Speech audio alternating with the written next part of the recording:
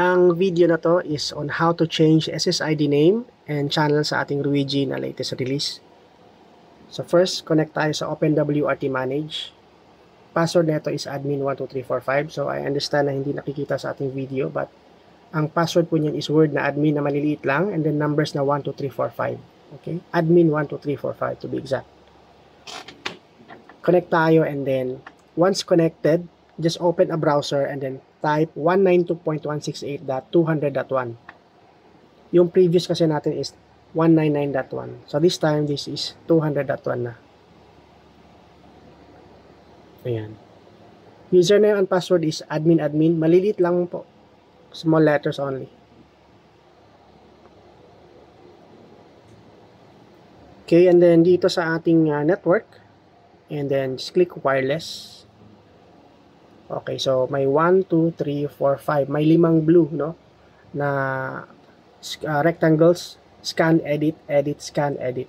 So yung first, yung second na edit, so scan, edit, yung second na edit, yan, that is for the 2.4. So ang gagawin natin, change natin ito into auto, and then dito naman sa ESSID, i-edit natin ito ng 2.4 para malaman natin na pang 2.4 po yan. So ayan, ESSID, click save. So na-auto na natin and then na-click na natin yung na-change na natin yung SSID. For 5 GHz naman itong pinakababa, itong pinaka-last na edit. So eto. Of course, i-auto din natin. And then sa baba, itong ESSID, itong Piso Wi-Fi 24/7, lagyan natin ng 5 GHz para ma-identify natin na 5 GHz po yan. And then just click save. And then para officially, ma-save natin yung settings natin, just click save and apply. And then we will check later kung na-apply po ba yung ating bagong settings.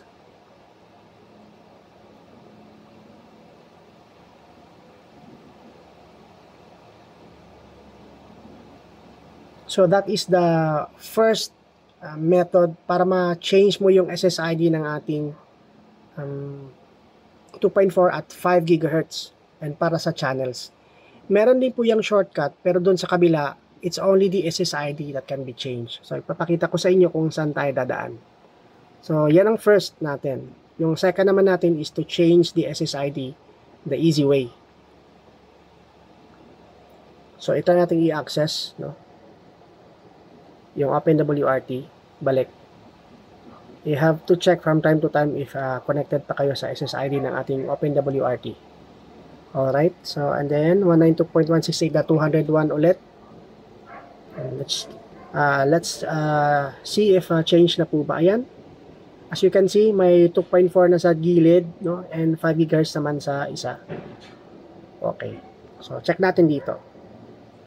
Ayan, kung makikita ninyo, meron na po siyang 2.4 at saka yung isang 5 GHz.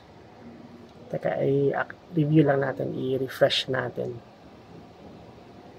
Meron niyang 5 GHz.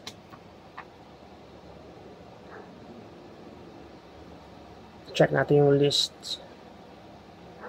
Kasi pag wala, it could be possible na hindi natin yun na... Ayun, so Piso Wi-Fi 24/7, 2.4 and 5 GHz. Kompleto na, di ba? So, balik tayo sa OpenWRT Manager. Ituturo ko naman sa inyo yung pag-access ng SSID na mabilis yung pag-change ng SSID, no? So, ito.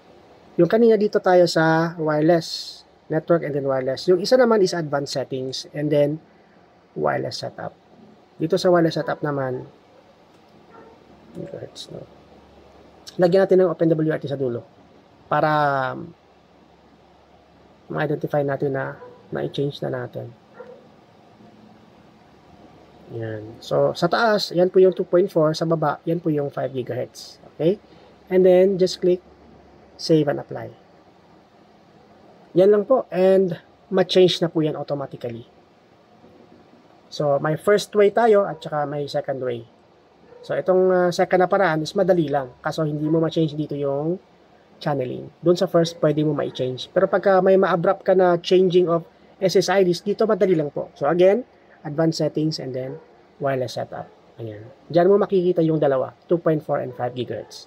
So yan na muna for now and next tayo sa second topic for the video. Thank you.